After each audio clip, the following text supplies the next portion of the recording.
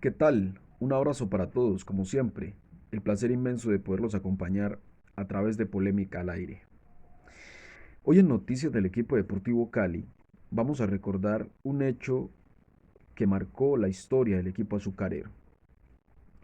Y ante todo somos respetuosos de la experiencia y somos respetuosos de aquellos que han vivido momentos y noticias importantes a lo largo de la historia en el deporte y hablando específicamente en el fútbol.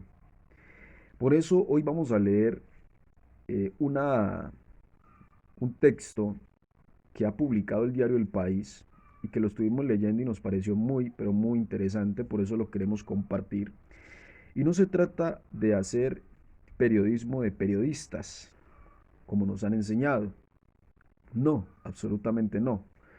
Pero creo que a todo señor, todo honor.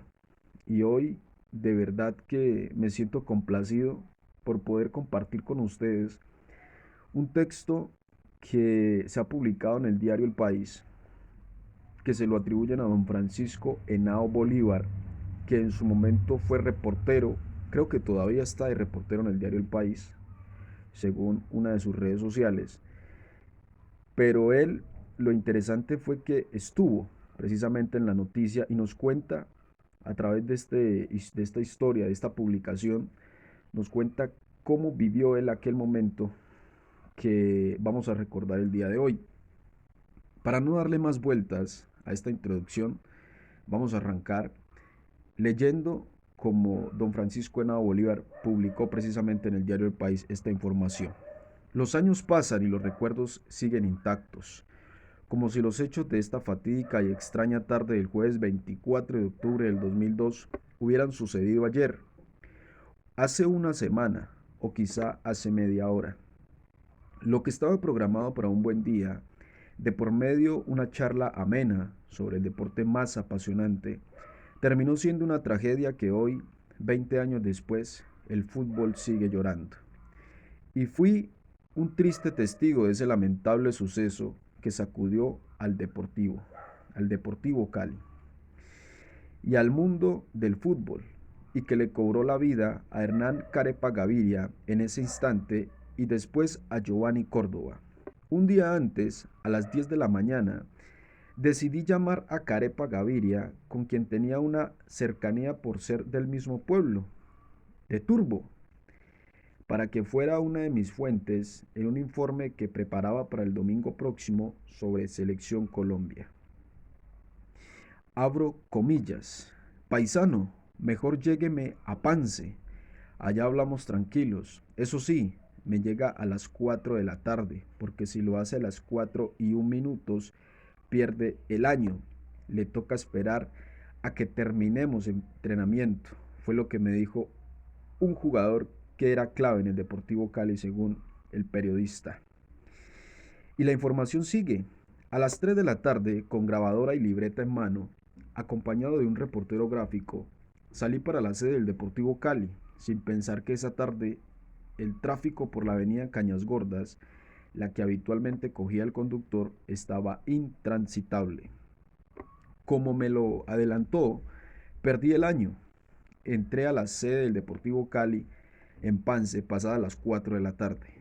Subí a la parte alta, desde donde se divisan las canchas principales, y pude ver que los jugadores ya estaban en el bobito, que es el calentamiento que tradicionalmente se hace para entrar en calor. Carepa me vio y me hizo una seña que entendí perfectamente. Se pasó el dedo índice por el cuello, lo que hace uno para significar que algo está perdido, queriéndome decir que debía esperar hasta el final del entreno. Y sigue el relato del periodista Francisco de el diario El País. No hay problema. Era un jugador que cuando hablaba generaba algunas veces polémica y por eso su voz era importante en el informe que alistaba. De paso me quedaba viendo la práctica con miras al partido del fin de semana. Era otra época, cero restricciones y misterio por parte de los técnicos, que no tenían problemas en que la prensa viera su trabajo. Del bobito, los jugadores pasaron a alistarse para jugar rápido un partido entre titulares y suplentes, por orden del técnico Héctor Quintabani. Debido al amago de lluvia que ya aparecía sobre el firmamento, pero el agua no dio espera. De un momento a otro, el complejo deportivo comenzó a sufrir los embates de un vendaval, que estuvo acompañado de un fuerte aguacero, y aunque la tarde se oscureció, los jugadores siguieron su actividad pese a que el terreno ya se había puesto difícil. Cuando la lluvia arreció, de un momento a otro aparecieron los truenos y rayos, que no dieron tiempo de nada. La cancha se iluminaba con cada estruendo, era como el flash de una cámara, y en un abrir y cerrar de ojos llegó lo impensado. Desde la parte alta en la que me encontraba, vi que un rayo de luz amarilla atravesó a Carepa. No he podido encontrar otra definición a esa situación, y también observé que algo pesado cayó sobre su guayo derecho, saliendo inmediatamente una pequeña capa de humo negro, mientras el jugador se desplomaba.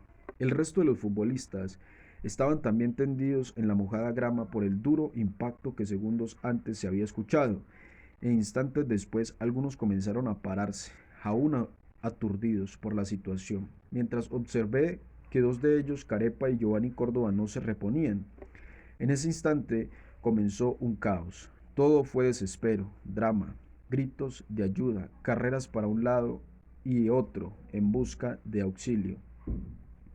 El técnico Quintabani, su asistente Checho Angulo, el preparador físico Hernando Arias, el médico Jaime Albarracín y varios jugadores, entre ellos Jorge López y Carlos Castillo, acudieron a auxiliar a quienes aún estaban en el piso.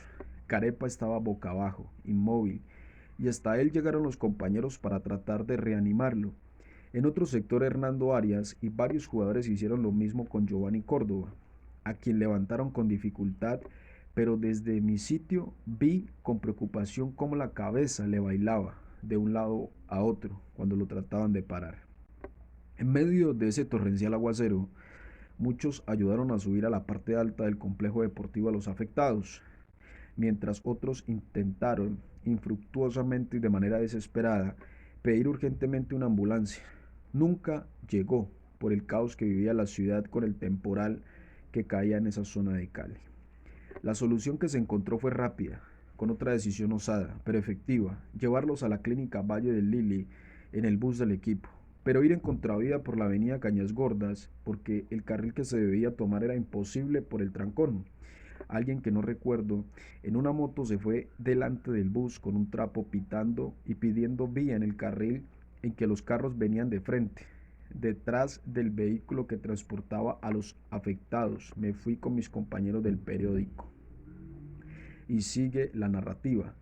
El recorrido, por ser contravía, se hizo rápido.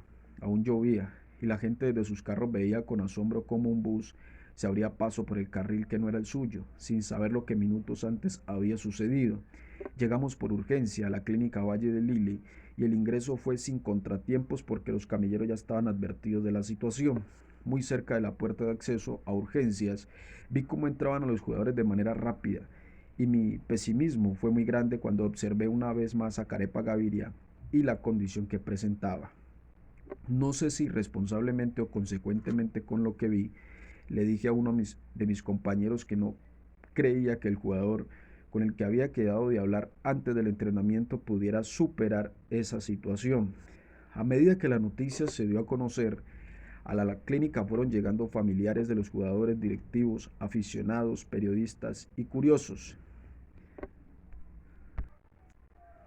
El exterior de la zona de urgencias de la Valle del Lili estaba lleno de gente, muchos pidiendo por la salud de los jugadores, hinchas del Cali coreando los nombres de ellos, y todos en general esperando un primer parte médico que fuera esperanzador. Ya era de noche y la espera se hacía larga. Con mis jefes en el periódico acordamos que yo debía regresar al sitio de trabajo para escribir sobre lo sucedido y que otro compañero debía relevarme en el centro de salud. En el trayecto del periódico pasaron muchas cosas por mi cabeza. El saludo pesimista de Carepa, porque había llegado tarde a la cita, las caras alegres que se veían al inicio del entrenamiento, la forma como se fue dañando el día en cuanto al clima y la rapidez con que sucedió la tragedia. Al llegar al periódico, el director y los demás compañeros, Querían saber de primera mano cómo sucedieron los hechos. Después de un corto relato decidí ir al baño y confieso que allí solo lloré en silencio por lo sucedido. Me senté en el computador, pero no sabía por dónde empezar, hasta que después de tomar aire y de caminar un poco por la redacción, escribí la triste crónica que salió publicada al día siguiente. Mientras escribía de la clínica salió el comunicado que no quería escuchar: el fallecimiento de Germán Gaviria, por los daños sufridos tras ser alcanzado por un rayo. Entre tanto, la clínica informó que la condición de Giovanni Córdoba es muy crítica. La noticia me golpeó durísimo, como también golpeó a hinchas, directivos y en general a la gente del fútbol. A pocos días se confirmó también el deceso de Giovanni Córdoba, un jugador en quien el Deportivo Cali tenía cifradas grandes esperanzas en el torneo. Sin duda fue una tarde aciaga, triste, dura, inesperada y dolorosa. Ese 24 de octubre del 2002 fue el día en el que el fútbol lloró. Muy bien, sí señor, esta es entonces la crónica de lo que sucedió aquel, eh, aquel día en el año 2002, 24 de octubre del 2002. Y queremos hoy recordar, claro, recordamos con alegría a estos grandes jugadores que pasaron por el Deportivo Cali y que por cosas de la naturaleza definitivamente dejaron de existir, pero que estarán siempre en el recuerdo y en la memoria de los hinchas. Y sería bonito recordar también por parte de ustedes y que en los comentarios nos dejen que recuerdan precisamente de aquel día, de aquel momento en el que Deportivo Cali fue noticia por este hecho ocurrido el 24 de octubre del año 2002. Un abrazo y que Dios les bendiga.